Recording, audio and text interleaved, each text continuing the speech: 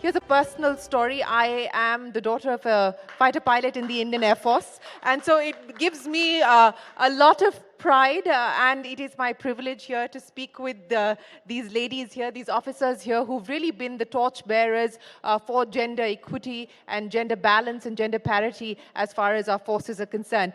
And let me just set the context here for where things currently stand now. We have women officers across the three forces. In fact, if you take a look at the Army, in the officers category, excluding the medical corps and the dental corps, the percentage of women officers in the Indian Army today stands at just under 4%.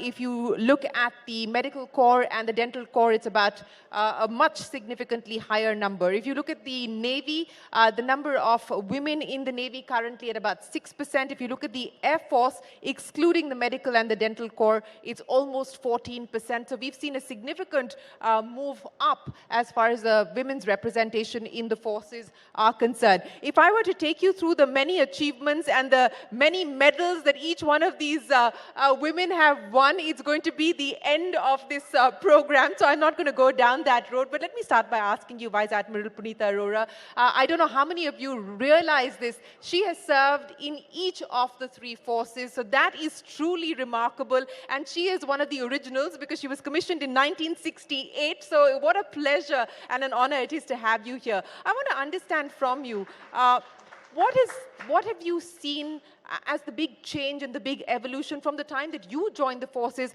and as you look at where the forces are today? Hello? Yes, it's working. Go ahead. Thank you so much. Now, I joined Armed Forces in 1968, as she has already mentioned. And we were the first one to be commissioned as a permanent commission. Earlier, they were only short service, means the woman joined, stayed there for 2 years, 3 years, and then, of course, they left and they went. So the forces, the organization was not used to having a lady officer as a permanent commission in them. So they never realized they are going to be there permanent with us only. So the challenges, my whole life was full of challenge only.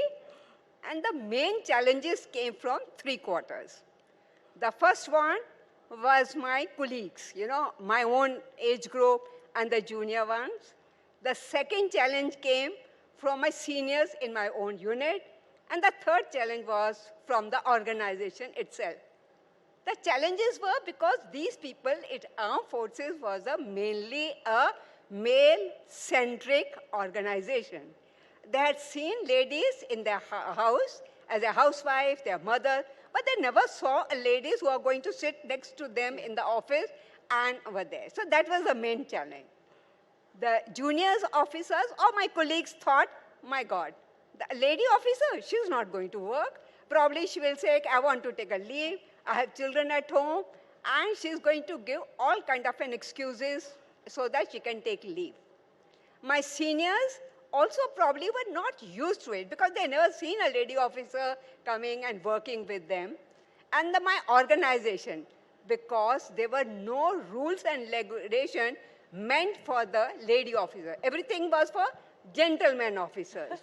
So as a result, at every level, whenever I got posted, first of all, I had to convince everyone, look, I'm also going to work. I'll work, with you people, and literally I'm telling you, I had to work double to convince them that a lady officers can also perform and perform well. So it used to take me 1 to 2 years. By the time I finished 3 years, well, I was posted out. And I was at the square one again trying to convince my whole unit that, yes, we can also work. Now came from the organization. See, I will not say it was unfortunate. Well, the circumstances were such that there were no rules and regulations. Now, I'll give you a very small example. See, like I asked for my posting to Srinagar where my husband was there. Now, everybody was confused. My God, Srinagar, going to be posted with your husband. The ladies just accompany them. They don't get posted there. Secondly, asking for a maternity leave. So when I asked for a maternity leave, when my son was to be born, so the whole organization went through all the rules and regulations. There is an annual leave, there is a casual leave, there is a sick leave. There's no all that. maternity leave. But nothing known as, because gentlemen officers don't have children.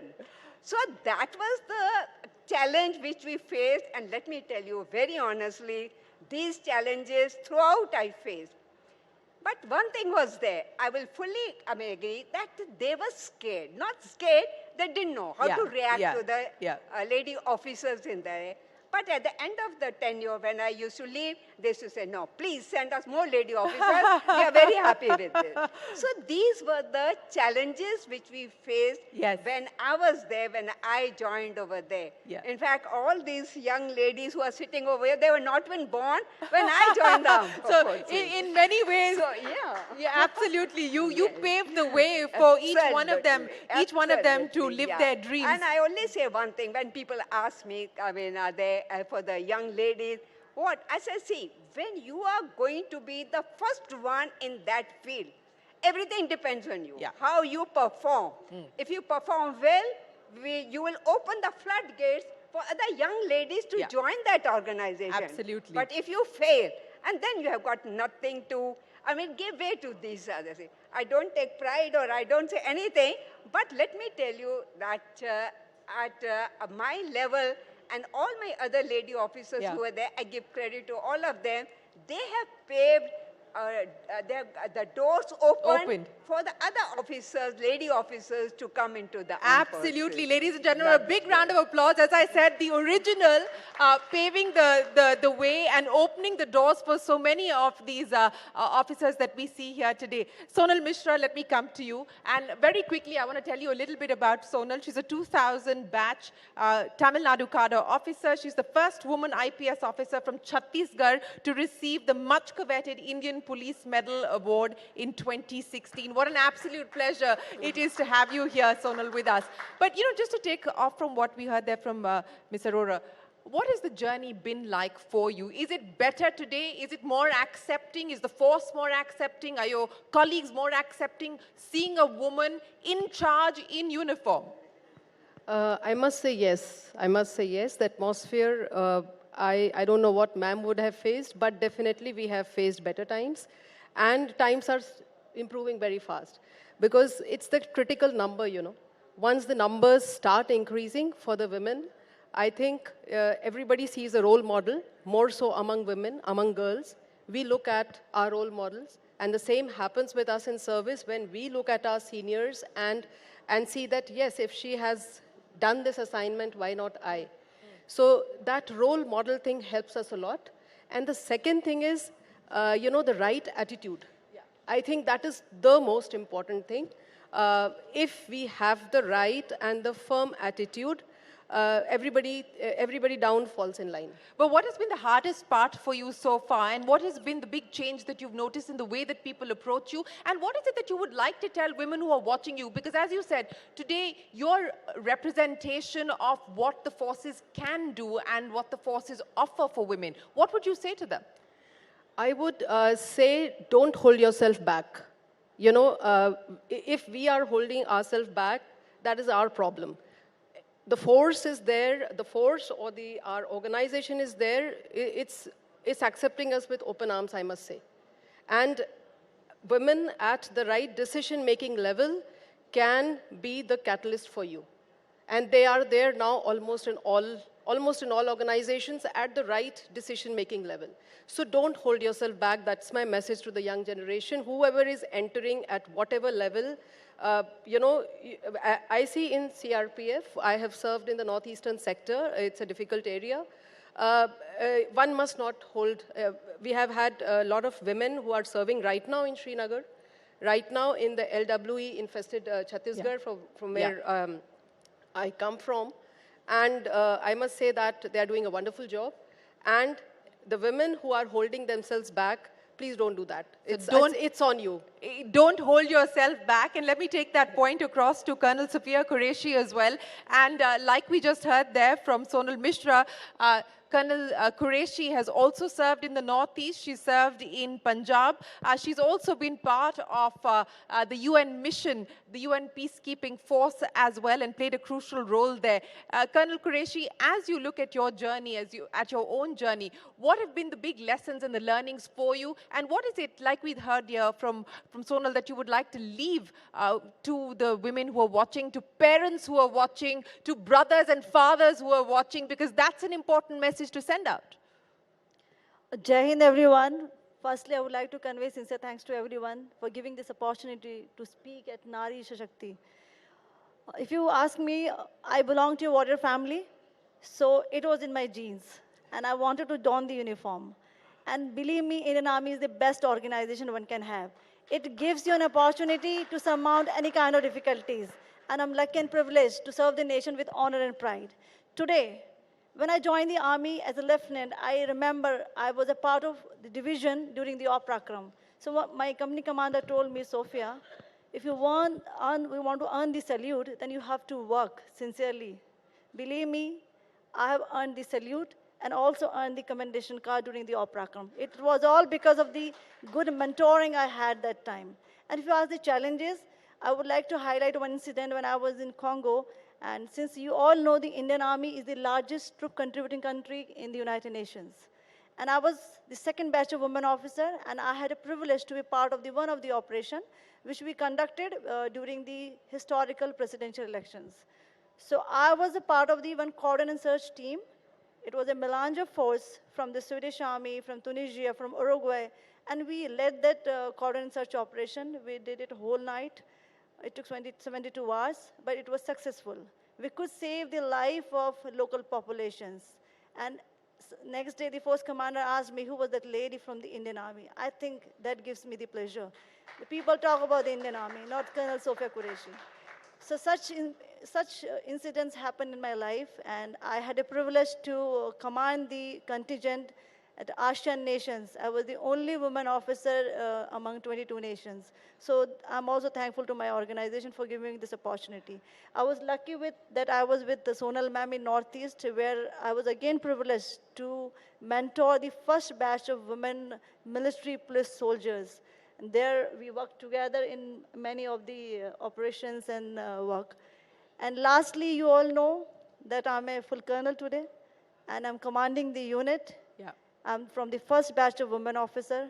So salute to my organization that I've got a chance to command. Well, a salute to Thank you each so much. one of you. A salute to each one of you. As you said, it's your pleasure and your privilege to work for the organization, and it is our pride to have you here this Thank you so evening much, and share your stories with us. Squadron leader Sindhu, Reddy. Ladies and gentlemen, I don't know if you were watching the Bastille Day parade on your TV screens. Many people were, but if you were, then you watched Squadron leader Sindhu Reddy leading the Indian contingent, taking center stage there, leading a team of 60 plus officers. What was that feeling like for you? And also, Squadron leader Reddy, you know, you've now been part of the Indian Air Force for over a decade now, little over a decade now. What's this journey been like for you?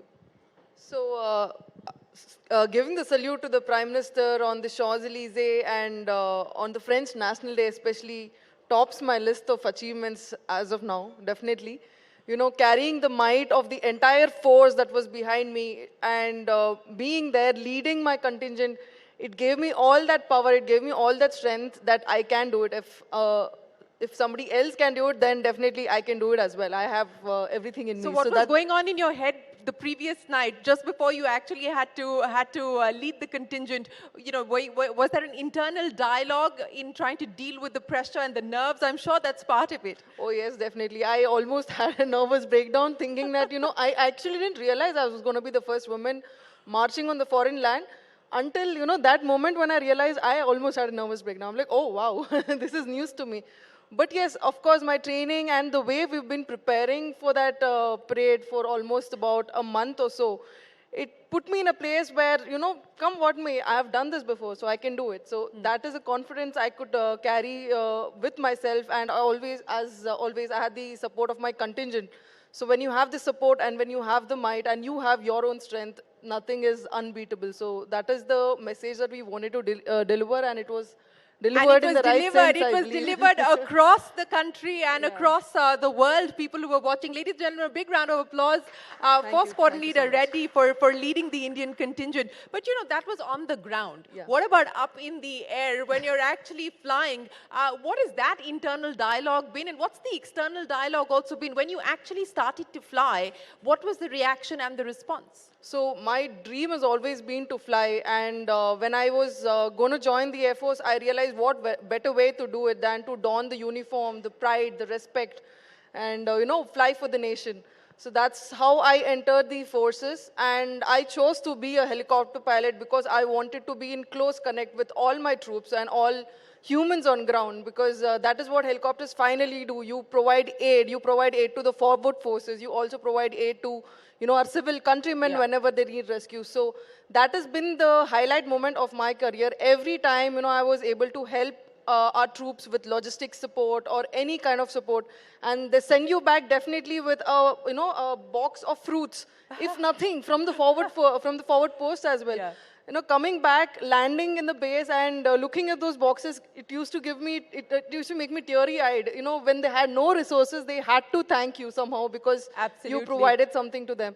So those moments are definitely something that I've lived for. And also when I could, in my own capacity, provide some rescue mission, some assistance to the rescue missions during the flood reliefs and all that.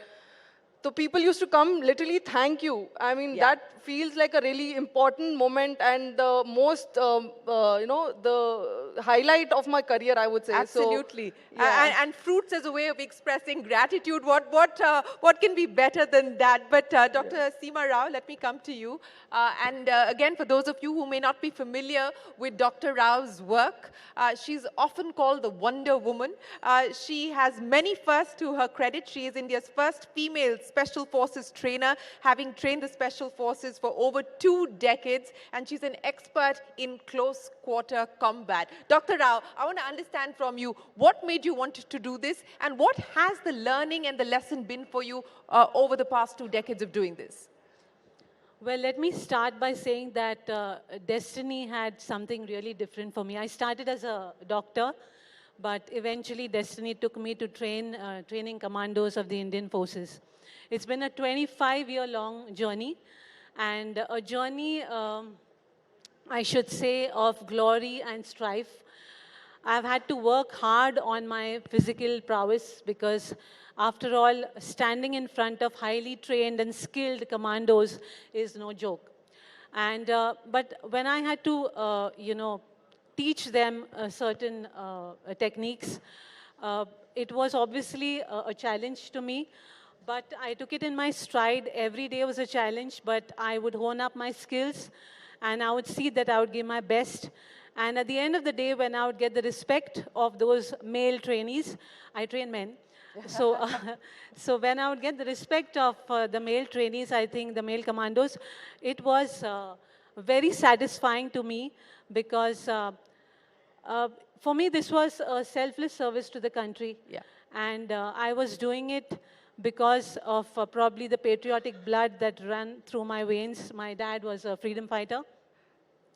Nevertheless, I think it was a wonderful journey. Yeah. And I will never forget, the respect that I earned, the satisfaction that I gained out of training them in close quarter battle. We're going to see Dr. Rao show us what she's actually been doing over the past 25 years. So you'll see that in action in just a second. But Vice Admiral Arora, I want to get wrap-up comments from each one of you.